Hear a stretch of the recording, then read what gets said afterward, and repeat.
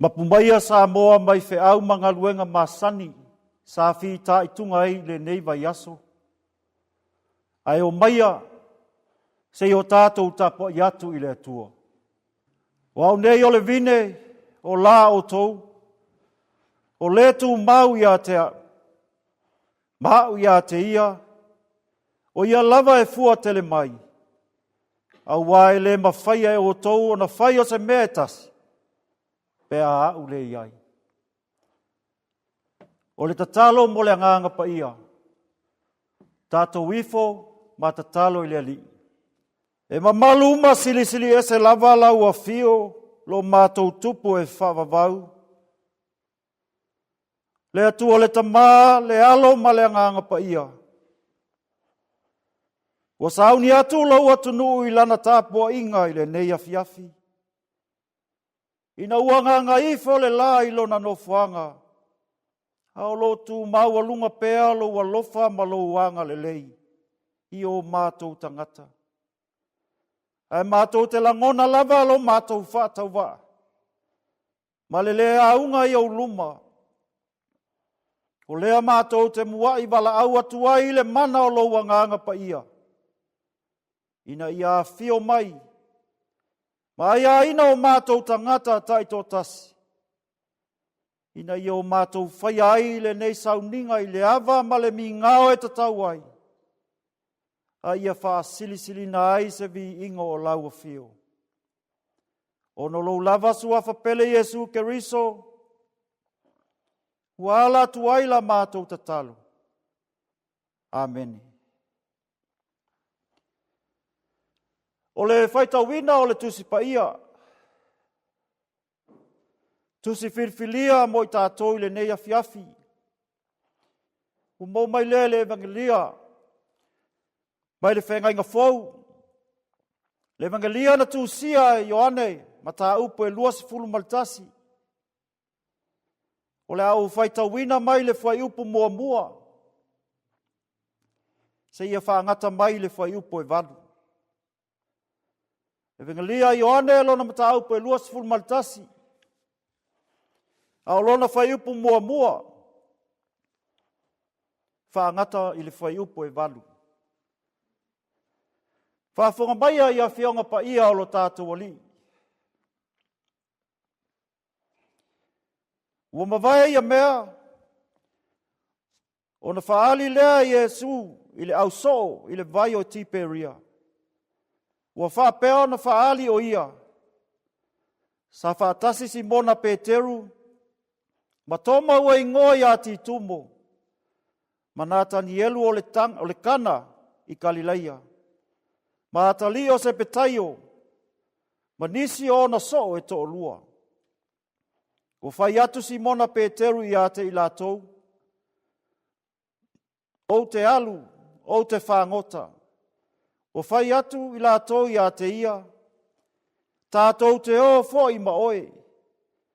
Wa lātou o atu. O na lātou o aelo lea i le vaa. Aile i maua se i a e tasi lea pō. O le tae au. Wa tui Jesu i le au vai. Ai le i loa i le au soo o Jesu lea. O na whetala i atu lea o Jesu i ate i lātou. Le whana ue. Pe iai ea ni a o tau mea ai. O a lātou tali mai i ate ia. E le ai.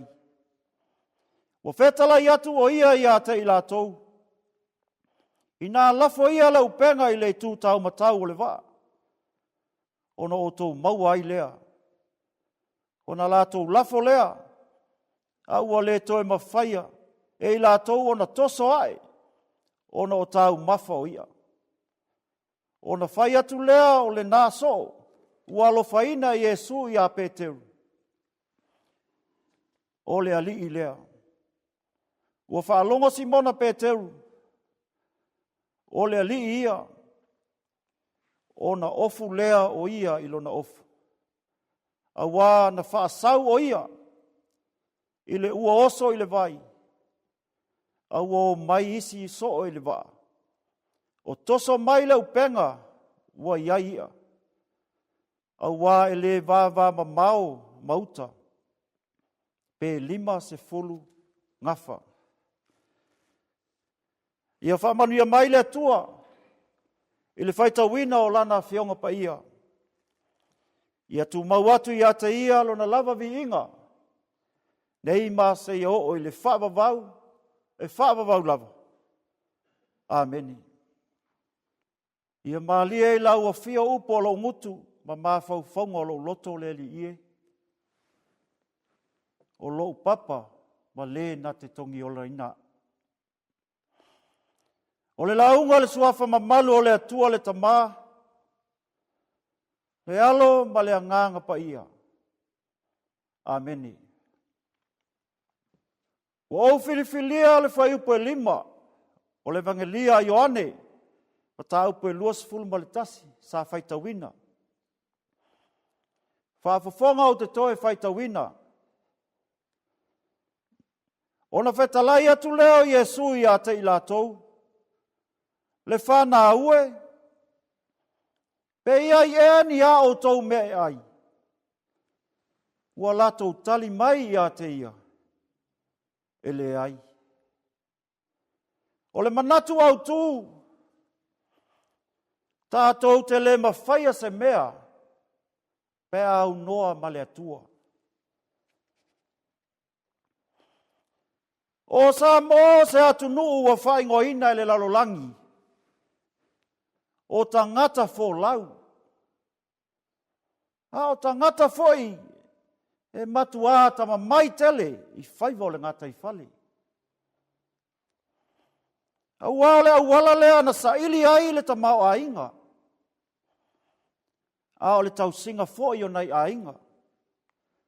I aso whaiso. O le ngata I whale e tua I ai. Au se ai o le aso. Pei tae I ai I lātou wa I longa. I le whati nonga o whaiva o le ngata I whale. Lātou ia e whaalupe o tau tai popoto. E atama mai tele mā tau tai. Ma whaiva o le alo alo. Whaiva o le tai sua. Ma whaiva o le tai ngau. Lātou te ite ina foi mala. O mea nei o whaiva.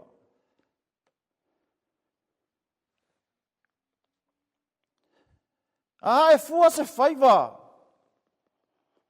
A leo na ua. Tapa tau tali le tali uta. Po ua le tapua ia whaiva e a inga manu. O tau tai foi nei e se a. O na asa o latou whaiva. Pe a fua ele to mai. Ma le anga waa. Ili whatino ino whaiva ese ese. O tele foi upo o latou nuu ua maua mai I whaiva o le ngata I whale. E poto ale tau tai. Ai le ato ai ai lona waa.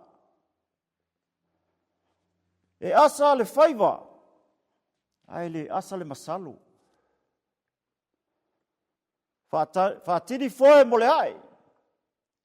Ta aleanga pi ioa I lo sa. Manisi lava muanga ngana. Ua sila fia lau teli. O lona winga. E ui sa to mai maseanga maa I le whaatinonga. O whaiva. Ai ale tau finga. A le wha moe le atua. Ha e fua se wha atau tainga. O Peteru e pei ona tā ua le tala. O se tasi lea o tau tai mata pala palo kaledaia. I whaiva o le ngata I whale. O ia kopo foi ma Ioane o le whanau a sepetaio. O isi foi ia wha matua o whaiva. O I lātou nei sa o lātou wha le tai Kalileia. E ata mai tele e whai tau tai. Ma whaiva o le masina wha alau. Whaiva o le masina atoa. ma faiva o le masina pōpolo loa. O lona winga, o faiva ia na maua ai so nei o Yesu. O faiva, ua tau nuu ai le upu wha Samoa. O le faiva ua mafa tautai. A o le asa o le faiva a so nei. O se mea tali tonu ngata. Pea fua ele to mai, malo lato wanga wa. E mai se ai o leo ngā sami le whangu ngotai. Ua pei o le pi tau le mawhau o le uso. Ua o lato whaiva ia. Sasa ili ai manui o a inga. Ao le iwala awina Yesu e whai maso. E tusa male moli maua Ioane. Ua o ina le poe le eise ia. E tasi na o lato maua. Ua whai lava si onga o le nei asa. E sa iai ale tali tonunga. O tai nei e ngata ai tautai. La tau te sila fia le mafua. Pea ai loa le laua manu. A tu ufo isi tu. O tautai nei, o so o Yesu o umona wha manuia iai le li. Ai se a la, ua e fuai o lato whaiva. Whea manuia na ala ai o na tu ua, a inga ai muli a Yesu. Ao lea ua o ina le pō. Ea e fuala lato whaatama soali inga. Ua tapa tau tali uta. Mo ua le tapua ia whaiva. Pe ona ua pau lava ua sawa le mafua. Ma maa ngoto le ngafu. O le tali e le ai. E le ona ua le tapua ia whaiva. Po ua tapa tau tali le tali uta. Po le sawa fo i o le mafua. Ua maa ngoto ai le ngafo. E le ai. A se whawhangu mo le au so. Ea e fuo lato whaiva. Pea le wha moe i le alii. Mo se fisosoan. Fesili Yesu. Le whana ue. Pe iai eni a o tau me ai. Ua lato tali mai i a te ia. E le ai. Sila fia Yesu ua asa o lato whaiva. A o le fina ngalo le alii. Ia tau tino le so o moni. Lona wha maoni ma lona wha tawa. Lea ua feta lai Yesu. Lafa leu penga i le tū tau matau. Ona o tō mau ai lea. Whamanianga ia pe a whai e wha moe i le atua. Ai le o le poto ma le loa wha le tangata. O lona winga ia ngā lulue ma le loto atoa. Ma wha moe i le atua. Ma le ola tali tonu. Pei mai le moli mau o le tusitala Ioane. Ua wha sau pe teu. E pei ona tā ua i le fuai upo e fitu. A o le wha sau lea, ua wha sau ai pe teu. O le wha sau o le tangata ua le ai se wha moe. Le tangata ua umale i loa wha tautai. Le ua toe foi lava i lona ai, lona o langa sa masani ai. Ao le i wala awina Yesu e whai mo ona so. Ua ngalo ia Peteru male au so. O la tōna to tofi e le li.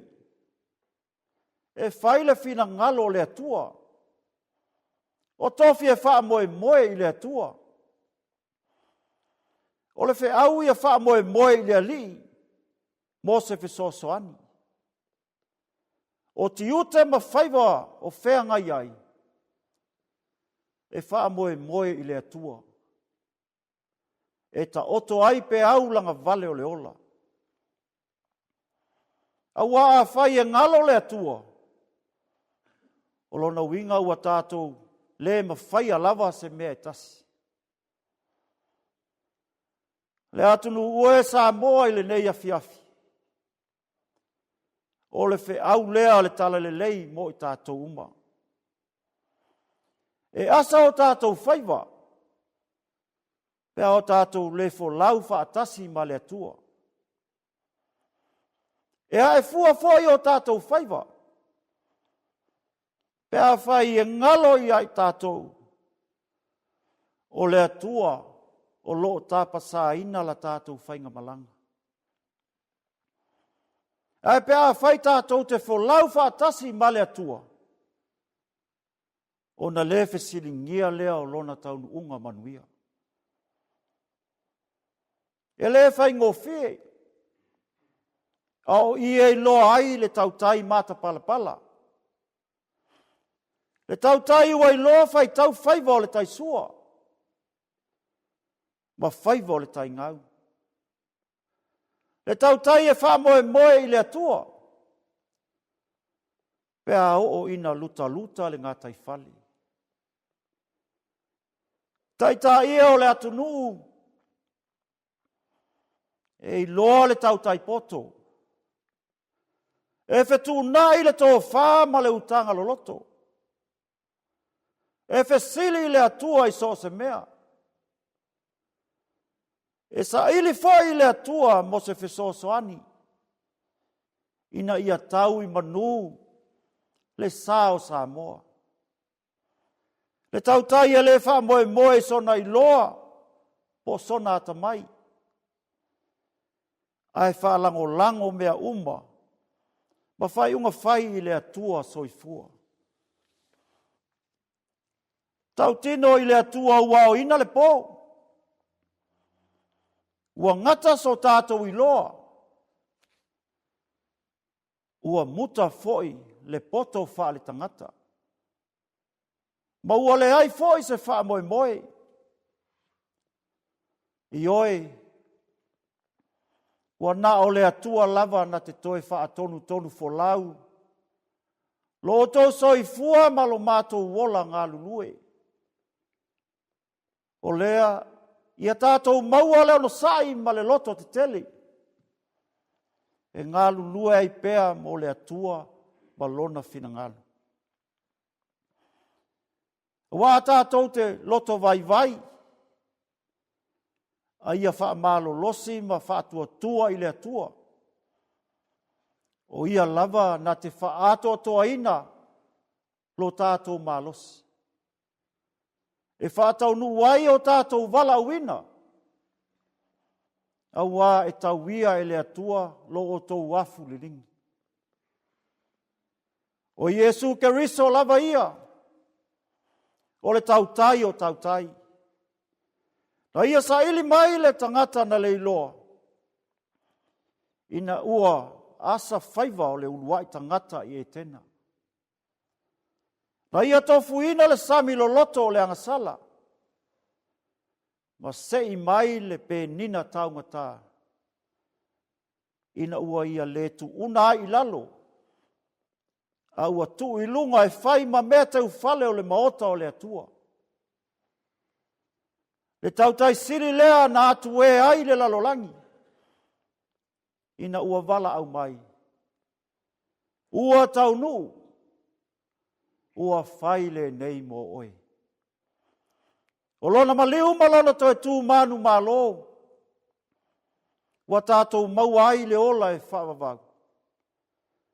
Pea whai tātou te whaalango ma whaamoe moe. Whaamoe atu i a te ia.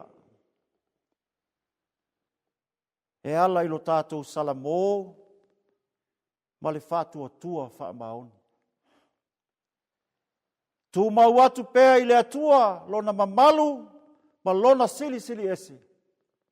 Nei maso uma e o i le whaavavau lau. Amen. O le viinga o le atua, la tātou vivi i atuai, le pese se lau wonos fulu malfa. Se lau wonos fulu malfa le pese, o la tātou vivi i atuai. Be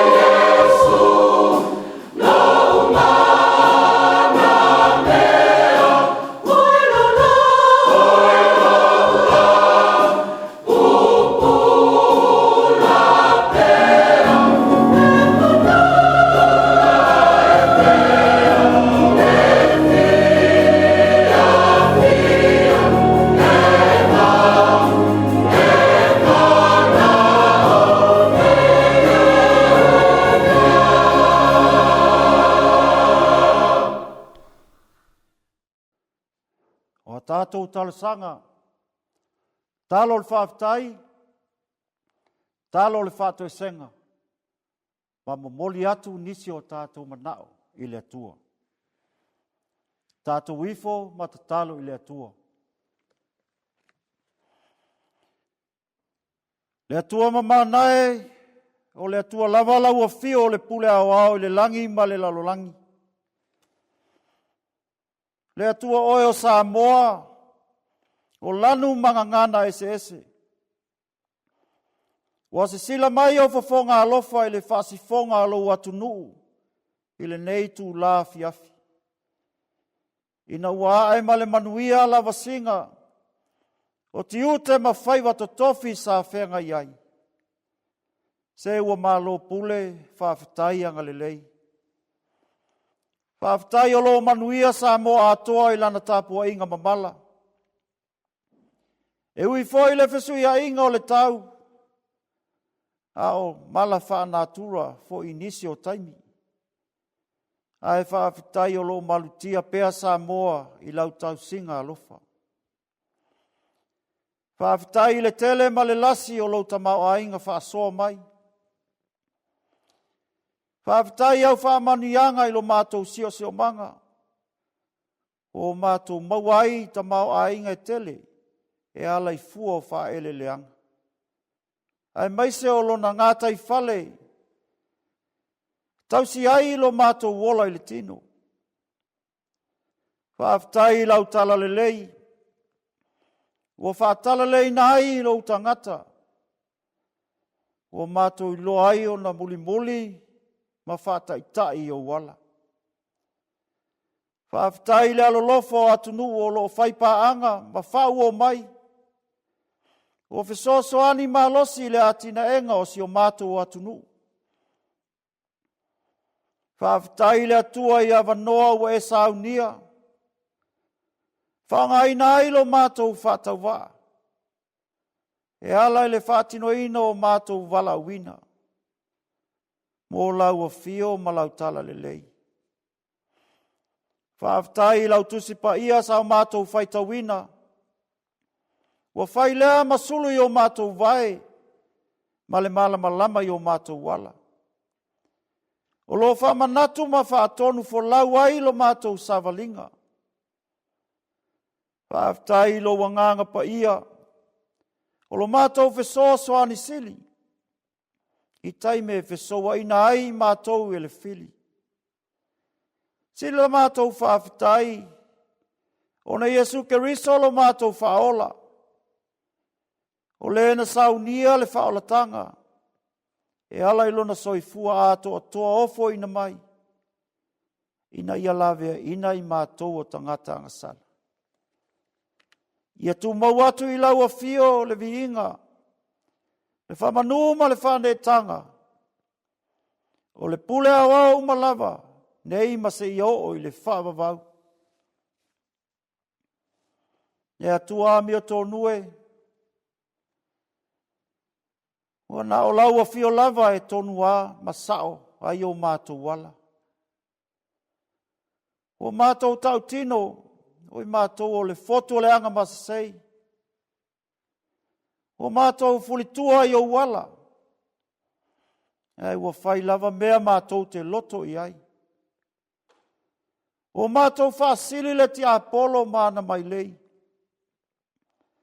Ai whātua tua nai lau a fio ma lau ami o tonu. O mātou tau foi lo mamalu ma lau sili ese.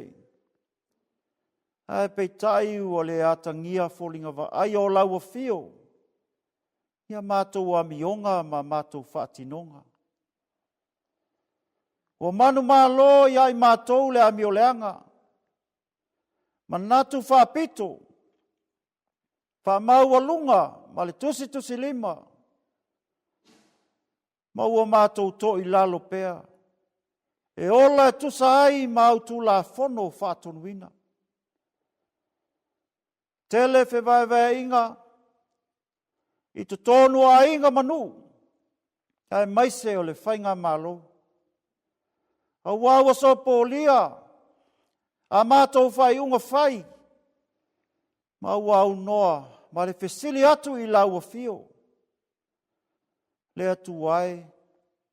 Se alofa ma wha maangalo mai le I fonga lo atunu. Wao I mātou lava o tangata ngasala. Ave ia sina matau o le toto, o le tamai ma moe le pōna. E sau ina ai lo mātou tangata ngasala. Ma ia toi avatu I mātou I le mafutanga mawhanawhana malau fio. Ina ua mātou salamo whātua tua whaamaoni. Le atua tali mana oe. O le atua o le alofa ma le alofa muti vale. E tele ngese lau to sa au lo alofa ua tele na wā mo I mātou lau whanau. Mātou te ole atu I lau fio. E lingi mai au whaamanuianga I se o mātou atunu pele o Samoa. Whaamanuia lang na whainga malo. A mata mai lava I ona taitai. Se ia o I tangata anu uma. Whaamanuia I lau au whainga luenga totofi. O e o lo whaafalele malu. I to tono so se ka lesia. I samo nei mātunu o e mamau. Lo whano no manua ua se manuia o Samoa mona tangata. Manuia I tama whanau o Samoa. O lo au tau ina I so se kolisi whaafaife au. Ai mai se au na o lo wha misionari. I so se tafa o le lalolangi. Whamanuia I whaululunga o matanga luenga taitasi. O pisinisi ma so se au unanga. Ai maise o tangata whainga luenga lautele. Mātou tatalo. Ie iai foi au whamanuianga I le uta maletai.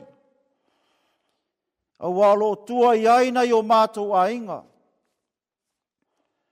Whamanuia I pulenga anli ma whaipule. Te tonu nu. Whamanuia foi a inga taitasi. Mai lava le tapua inga nei o mātou mātua mātutua. Se o I whana witi. Whamanuia I whanau whiangai mā o onga. Ia popoto māta mamai. A ia silio na ava ma māta tau atu I lau fio. O I lātou foi o lo I whatotolia I te tonu maota ngase. O maota foi malawa. Ia pai atu iai lau wha amalo longa sili. E ala I lau au nanga ali I matamaitai fō mai. Whamanuia I o lo I te tono whale pui. Ia musu ina le anganga o lau fio. Ina I o lātou langona ina le salamo moni. Ia o ngā o lātou whaasalanga. E fuli tua ai le leanga. Ai whaasanga atu e whai lo finangalo. Tā penanga fōi alo atu nu. Mo lana whainga pālota I le nā māsina o lumanai. Mātou wala auta mā. Ia iai lo file mu. Ma ia to tofi mai e lau a fio ni o mātou taitai. E ola mata tau ma whai alo finangalo. A wā se manuia o Samoa mona tangata. Wamanuia le tau tua. Ma le onanga ale e whakasa TV. I le whaasala lauina o Paul Kalame a lau e kālesia au au. I Samoa nei ma so se tafa o le lalolangi. Mātou manatua fo I le lalolangi vevesi. I taua ma whewai inga. O na ole sailinga o le pule ma le fia malosi. Mātou tatalo. Ia whasusulu ati iai lo malama. Ina ia maua e taitai o malo uma. Le nofo le lei ma le whealfani. Sauni atu fo ilo atu nu. Mo lo aso sapa ia atai au. Mātou wala au I lau fio. Ia tapena ina whale nganga o mātou tangata ta i tō tasi. Ia o nisi nā o mātou tatalo. Pātasi ma tatalo o lo atunu o atoa. Mātou te tuina atu i lau a fio. Ia whaia lo finangalo. Ai aua lava so mātou whaatau anau. Aole manuia ma le file mua o lau a fio le atua le tamā. Le lofa silsili esa i Yesu Keriso lo mātou ali ma le whaola. Ma le maftanga le mavae ma oea nganga pa ia. Ia tū mau lea i lunga o Samoa. Ma lunga o lau whanau whaatua tua umai le lalolangi atoa. Nei ma se ia o i le whaavavau lau. Amen.